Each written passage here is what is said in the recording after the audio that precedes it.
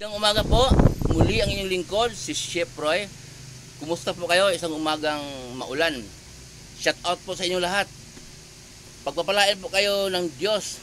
Kung dati na kayong pinagpapala ng Diyos, patuloy po kayo pagpapalain ng Diyos at iingatan hanggang sa buong pamilya po ninyo. At sasamahan kayo ng Diyos kahit saan po kayo naroroon.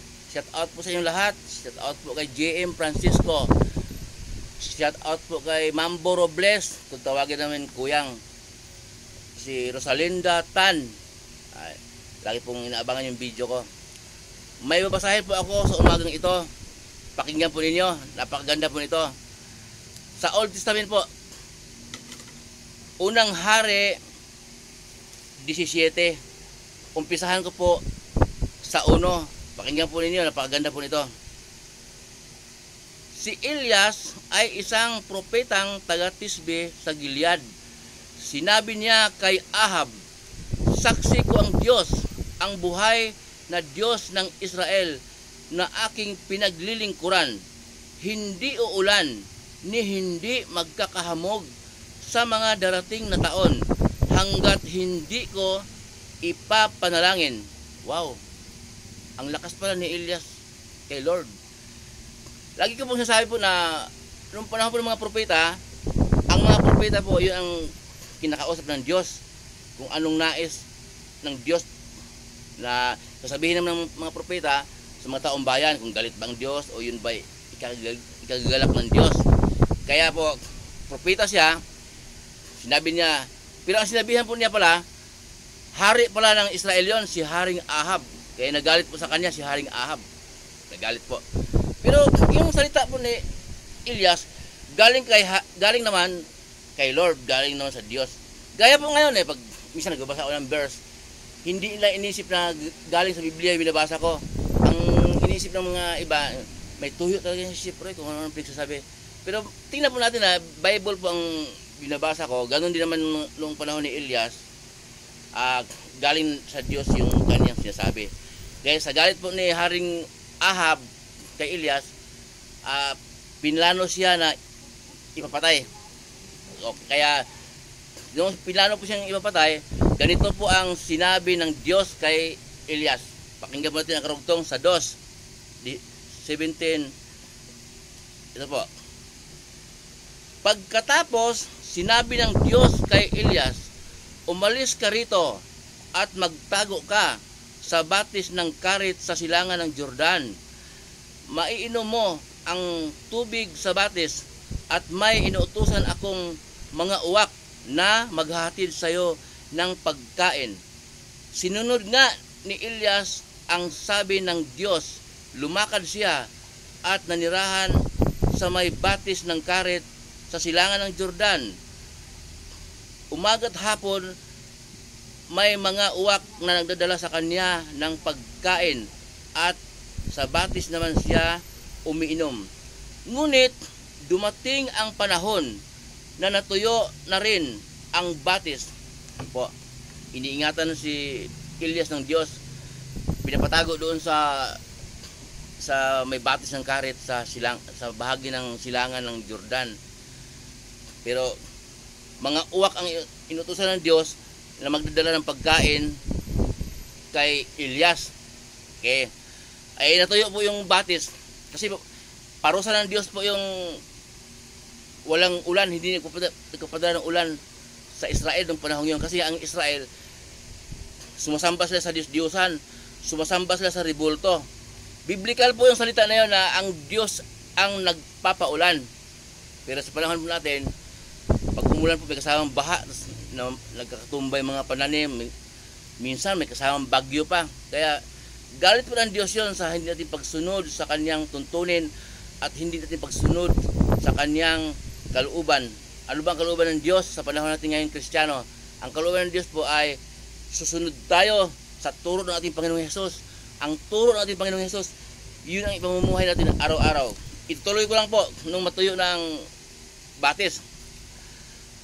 Kaya sinabi ng Diyos kay Elias, "Umalis ka rito, pumunta ka sa Saripta, sa lupain ng Sidon. May inutusan akong isang byuda na magpapakain sayo roon. Pumunta nga roon si Elias, at nang papasok na siya sa pintuan ng lungsod, nakita niya ang byuda na namumulot ng panggatong. Sinabi niya sa babae, "Maari po bang makiinom?" Aalis na ang babae upang ikuha siya ng tubig, nang pahabol niyang sabihin, "Kung maaari, bigyan mo na rin ako ng kapirasong tinapay."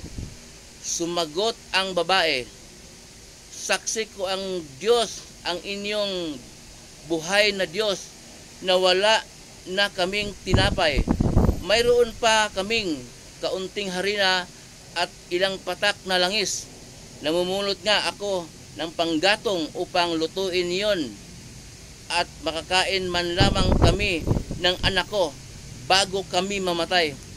Paghirap mo kasi wala nang ulan. Ganun po, kaya nagalit sa kanya si Haring Ahab, nagalit kay Elias kasi po sinabi niya na hindi ulan hanggat hindi niya sabihin. Mamamatay po yung mga damo, wala na pagkain ng kanilang kabayo. Kasi nung panahon yun, wala pa naman sasakyan na ginagamitan ng gasolina. Nung panahon, gaya ng panahon natin ngayon, ang mga sasakyan noon, mga karwahe na hinihila ng kabayo. Yun, kung walang damo, wala sila pagkain ng kabayo. Matuyo ang batis, pag walang ulan, matuyo yung ilog, walang silang ipainom sa kanilang mga alaga, at mamamatay ang mga ubasan. Kaya mahalaga po yung ulan. Kaya ganun po kahalaga. Kaya sabi ng babae, sabi ng byuda, wala na silang, hirap na din sila. May tinapay, may harina doon, kunti na lang, ilang patak na lang na langis. Ituloy ko po, bagyan na lang po. Ituloy ko po. Sinabi sa kanya ni Elias, "Huwag kang mag-alala. Pumunta ka na at gawin mo ang iyong sinabi. Ngunit ipagluto mo muna ako ng isang maliit na tinapay, at pagkatapos magluto ka ng para sa inyo, sapagkat ganito ang sabi ng Diyos, ang Diyos ng Israel.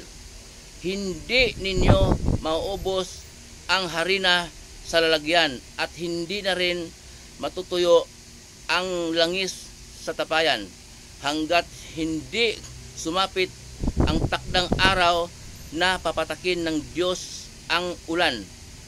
Ginawa nga ng babae ang utos ni Elias, at hindi nauubos ang pagkain ni Elias at ng mag-ina sa loob ng maraming araw. Hindi nga nauubos ang harina sa lalagyan, at hindi rin natuyo ang langis sa sisidlan, tulad ng sinasabi ng Diyos sa pamamagitan ni Elias. Ito po mensahe sa atin ng Diyos sa umaga ito. Ang aral po ng mga pulot natin dito po ay si Elias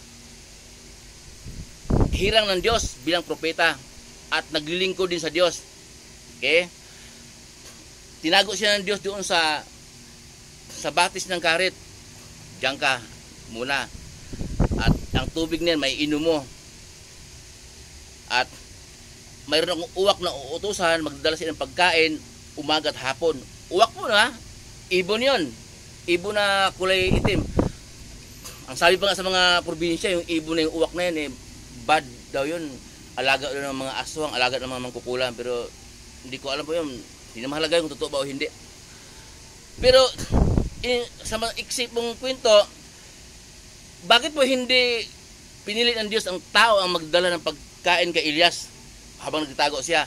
Makapangyarihan ang Diyos, kahit sino, kahit ano, kaya niyang gamitin sa pamagitan ng udyukan niya yung isip ng tao. Na si Elias ay propeta, marami ding mga maginhawa sa buhay na kaibigan. Bakit hindi inang ginawa ng Diyos na utusan na dalhan mo si Elias sa pagkain doon? Pag inutusan ka ng Diyos, parang paano mo sa isip mo na dalhan ko nga siya? Parang may nag-udyok sa'yo. Bakit hindi yun ang ginawa ng Diyos? Tao, kundi uwak talaga. Noong pong natuyo ang batis, pinalakad po, kaloob din ng Diyos na matuyo ang batis. Okay po? Para sabihin ng Diyos, lumakad ka sa Ripta, sa lupain ng Sidon, at may uutusan akong byuda roon na magpapakain sa'yo. Byuda po. Ang byuda po ay walang, patay na yung asawa noon, babae yon. Pag biyudo naman, siyempre lalaki. Ang biyudo po sa lugar nila no, sa Middle East, noon, iwan ko lang hanggang ngayon, ang biyuda po ay suportado ng ayuda galing sa gobyerno. Kasi nga, mahina babae. Hindi gaya, pag biyudo naman, hindi suportado kasi lalaki yan. May kakayanan magtrabaho kung kaya pa, pero kung matanda na, suportahan din naman nila yun. Ganun dun sa lugar nila, mga senior, suportahan. Pero kung kaya pa magtrabaho, hindi pa suportado yan. Pero pag biyuda po, sa lugar doon, mahinang klase sa tingin nila. Pag babae, mahinang klase. Ganun po doon sa lugar, sa bandang Middle East. Kaya dito po, pinakita sa ng Diyos na ang ginamit ng Diyos na magpapakain kay Elias, kanyang hinirang, mga tao nga, biyuda, mahinang klase naman, babae. At yung sa simula naman, uwak. Okay, ibon. Kayang utusan ng Diyos ang uwak. Kaya tayo po naman, yung sa aral natin, tayo po naman na may kamay, may paa, kumpleto tayo. Huwag po tayong magyabang kung nakatulong tayo sa kapwa. Yun po ang aral noon. Okay? Yung kayang magtrabaho, kayang magnegosyo, pero kung makatulong ka, akala mo sarili mo kakayanan yon? Hindi po. Galing sa Diyos yon. Wala kang kakayanan tumulong kung hindi ang Diyos ang nagbigay sa iyo ng kakayanan. Kahit po mayroong isang iglesia na sagutin ng isang mayaman na itayo ko yan kahit ilang milyon, hindi pa rin ibig sabihin noon na ligtas yung tao na yun. Ginamit ng Diyos yon upang matayo yung iglesia. Halimbawa lang, kahit ano pa, kasi nga yung mga tao na yan na nangailangan ng iglesia sambahan, nananalangin naman din sa Diyos. At ikaw naman, may kakayanan kang tumulong, ginamit yan ng Diyos 100%. Kasi nga yung uwak ka kayang gamitin, ikaw pa kayang, tayo pa kayang tao. Kaya kahit po sa pamumuhay, halimbawa, ako po sa ibang lugar, saan ako nakakarating bilang chef, may mga pinasok ako sa work. Tapos, Maynila, Quezon City, Angeles, nakarating ako dyan, mga catering sa Baguio, Batangas, Laguna, dami ko na napuntahan. Minsan mayroon akong pinasok sa trabaho. So, ngayon, may mag-udyok naman na, alam mo yung pinasok mo, walang utang na loob, parang gusto ka pang siraan. Ay hindi, huwag mong isipin yung utang na loob na yan, kasi nga, yung tao na yan na pinasok mo diyan sa work, hindi mo kakayanan yon. Ang Diyos pa rin ang nagbigay sa iyo ng kakayanan. May pasok mo. Ang Diyos ang naglagay sa kanya dyan. Ano niya yun linya niya yun pinapalakad siya ng Diyos para makarating dyan.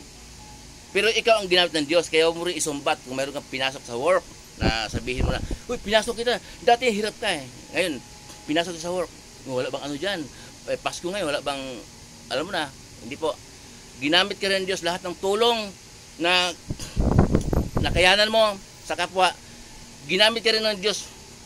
Huwag na po tayong mamiliso po, ginamit lang tayo ng Diyos para makatulong sa kapwa, pero hindi ibig sabihin ligtas na tayo noon dahil nakatulong sa kapwa.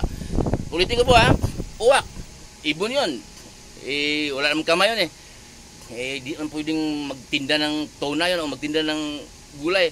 Wala, pero kayang gamitin ng Diyos para madalhan ng pagkain ng hinirang niya at naglingkod sa kanya. Diba? Babaeng byuda, mahina na yun, namumulot ng panggatong, hirap na hirap, walang makain. Ginamit ng Diyos, pinapakita sa atin ng Diyos sa panahon ito na ang pagtulong sa kapwa ay kung nakakatulong sa kapwa ang taong yan, ay ang Diyos ang nagkaloob ng kakayanan para makatulong siya. Muli pong inyong lingkod, si Roy, mabuhay po kayong lahat, ingatan kayo ng Diyos at sasamahan kayo ng Diyos kahit saan kayo naroon.